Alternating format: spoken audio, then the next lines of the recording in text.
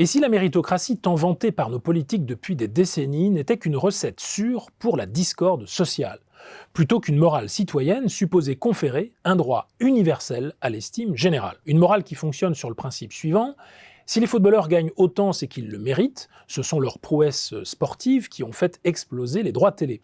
Si les étudiants de Harvard ou de Stanford arrivent au sommet du pouvoir, c'est parce qu'ils ont réussi un concours difficile quand ils étaient jeunes, etc., etc. On pourrait multiplier les exemples. Je cite ici de prestigieuses universités américaines car nul endroit au monde n'est plus méritocratique que l'Amérique, qui s'estime elle-même la plus méritante des nations. L'Amérique est intrinsèquement bonne, d'où ses innombrables succès diplomatiques et économiques qui découleraient de son caractère intrinsèquement vertueux. Sous-entendu, les nations misérables sont, après tout, complices de leur mauvaise fortune.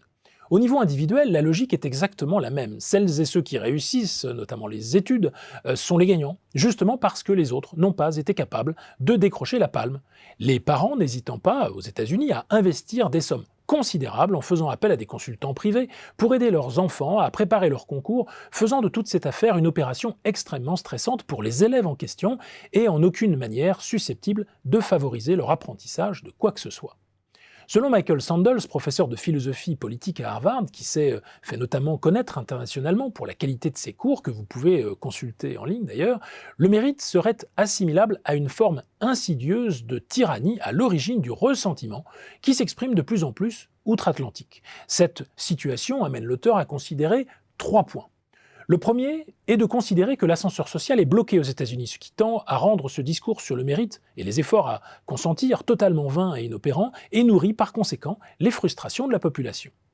Sandels indique ensuite le contre-coup politique de ce cachet méritocratique, à savoir l'émergence dans la société américaine d'une classe de jeunes gens qui ont réussi à l'université et qui se considèrent alors comme des winners autosuffisants qui voient leur succès comme la mesure avérée de leur vertu. C'est alors que leur sensibilité civique se trouve heurtée à jamais. Quant à leur potentiel de se montrer humble, généreux avec autrui, il est, comme on peut l'imaginer, fortement affaibli. S'ensuit une forme d'hubris qui fait oublier un peu vite la chance qu'il aura fallu pour en arriver là. C'était déjà, notez-le, la leçon que le philosophe Blaise Pascal adressait au très jeune duc de Chevreuse dans les 3 discours sur la condition des grands. Ainsi, tout le titre par lequel vous possédez votre bien n'est pas un titre de nature, mais d'un établissement humain. Ce droit que vous y avez n'est point fondé sur quelque qualité ou sur quelque mérite qui soit en vous. Votre âme et votre corps sont de même indifférents à l'état de batelier ou à celui de duc. Le 3e point démontre que cette politique ne profite finalement à personne. Pas à ceux, bien sûr, à qui l'on fait croire que ne pas aller à l'université revient à rater sa vie quand on sait que 2 tiers des jeunes Américains n'y mettront jamais les pieds.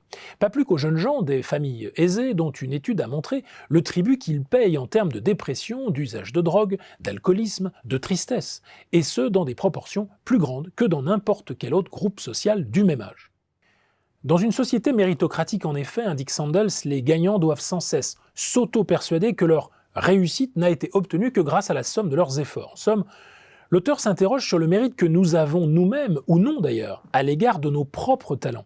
Il fait remarquer justement que si un basketteur de génie est payé très cher, c'est d'abord parce qu'il y a des gens qui aiment le basket et qui ont une télévision, toutes choses dans lesquelles ce sportif n'a justement et précisément aucune part. Il déplace finalement notre attention d'une morale méritante vers une éthique contributive au bien commun à laquelle l'enseignement supérieur devrait en premier lieu sensibiliser les futures élites. La crise sanitaire ayant prouvé que, s'agissant de l'hygiène de vie et de la santé des habitants d'une ville, le rôle des éboueurs était au moins aussi important que celui du pharmacien ou du médecin. En bref, à l'instar de nombreux auteurs qui l'ont précédé dans cette tâche, Sandels nous donne à penser sa conception de la vie bonne, fondée sur le respect. Une conception qu'il évoque, notamment avec la figure de Walter White, ce professeur de chimie de la série Breaking Bad, dont la contribution sociale est autrement plus forte que celle du richissime trafiquant de méthamphétamine qu'il est par ailleurs.